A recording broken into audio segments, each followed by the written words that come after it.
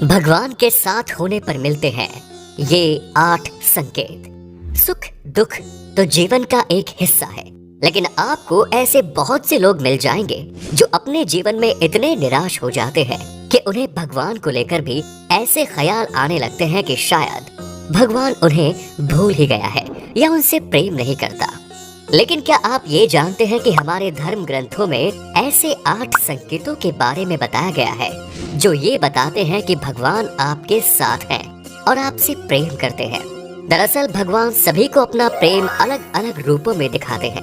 किसी के जीवन में अपार दुख होता है तो किसी के जीवन में सब कुछ मिल जाता है, लेकिन जब ऐसा होता है तो उसका भगवान से विश्वास उठने लगता है और इस सोच में पड़ जाता है कि क्या अब हमारे लिए भगवान का स्नेह कम हो गया है। किंतु मित्रों, आपके इस दुविधा को दूर करने के लिए हम ऐसे 8 संकेत को बताने जा रहे हैं जो भगवान आपके साथ है या नहीं स्पष्ट करते हैं। ईश्वर यदि आपसे प्रेम करते हैं तो उसके लिए जो पहला संकेत है उसके अनुसार आप जो भी करेंगे उसमें विफलता मिलेगी। जी हाँ, सुनने में ये आपको थोड़ा अजीब लग रहा होगा कि जब भगवान का साथ है तो विफलता क्यों, किंतु ये सत्य है कि आप प्रत्येक कार्य में अपने 100% देंगे, मेहनत करेंगे, लेकिन आपको कभी सफलता नहीं मिलेगी। और ये तब तक होगा जब तक आपकी आंखें नहीं खुल जाती, अर्थात आप जीवन के सही उद्देश्य को नहीं समझ पाते। दूसरा संकेत है जो आपका अपने ऊपर विश्वास है वो खत्म हो जाएगा। जी हाँ, जब ईश्वर आपके साथ होते हैं तब आपको बिल्कुल अकेला महसूस होता है। उस समय आपको ना ये समझ में आता है कि अब क्या करें और आप अपने आप को ऐसी स्थिति में महसूस करने लगते हैं कि यहाँ आपकी मदद कोई नहीं कर सकता। और अगर आप किसी से अपनी परेशानी भी बताना चाहे तो आप बता नहीं पाओगे, और अगर किसी तरह बताने में सफल हो भी गए तो उन्हें ये बात बहुत ही छोटी लगेगी, या तो वो इस पर इतना ध्यान ही नहीं देंगे। भगवान के तीसरा जो संकेत होता है वो ये है कि आपके जीवन में दुख चरम सीमा में होगा। ऐसी स्थिति में आपको लगने लगेगा कि अब हमारे जीवन में इससे बुरा क्या ही हो सकता है। आप दुख की चरम सीमा को महसूस कर लेंगे। उदाहरण के तौर पर आपने महान संतों का जीवन के बारे में सुना होगा। सब अपने जीवन में बड़े से बड़े दुखों से घिरे हैं और उनके मन में वैराग्य आया है। फिर इस जीवन और भौतिक सुखों से आगे बढ़कर उनके मन में ईश्वर को जानने की एक प्यास जगी और अंत में उन्होंने ईश्वर का साक्षात्कार भी प्राप्त कर लिया। इन दुखों से किसी भी मनुष्य का टूटना तो जायज सी बात है, लेकिन यही दुख उनके मन में ईश्वर के प्रति प्रेम विकसित करने में सहायक होता है और वो इस सच्चाई से अवगत हो जाता है कि संसार में सारे सुख नहीं है, कुछ ऐसा भी है जो इस संसार से परे है और वो शायद ईश्वर ही है।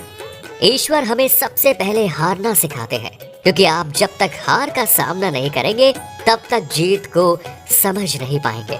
चौथा संकेत ये है कि जब आपकी सारी उम्मीदें टूट जाएंगी तब आपके भीतर एक नई खोज शुरू होगी, यानी कि आपके अंदर एक खोज शुरू होगी जिसमें आप खुद को ही परखेंगे, अपनी कमियों और खामियों की जड़ तक जाने का प्रयास करेंगे और अब आपके अपने जीवन में जो कुछ भी आपने खोया है या फिर जिसमें विफल हुए हैं उसका कारण ढूंढने लगेंगे और खुद से सवाल करना शुरू कर देंगे।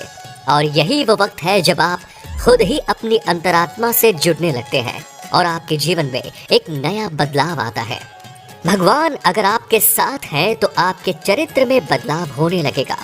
जब आप खुद से जुड़ने लगते हैं तब आप खुद को और अपनी खामियों को भी समझने लगते हैं। इससे आपके खुद को बदलने और तराशने की क्रिया शुरू होती है और आप पहले से अधिक शांत, स्थिर और चीजों को गहराई से देखने वाले बनने लगते हैं।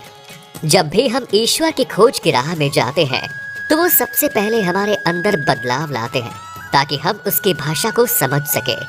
जब तक हम ईश्वर के गुणों को नहीं समझते तब तक हम ईश्वर और उसके प्रेम को भी नहीं समझ सकेंगे। इसलिए ईश्वर हमारे अंदर बदलाव लेकर आते हैं, हमें उनके संदेशों और भाषा को समझना सिखाते हैं, चाहे इसके लिए उन्हें हमें दुख देना हो या कोई अन्य तरीका अपनाना पड़े।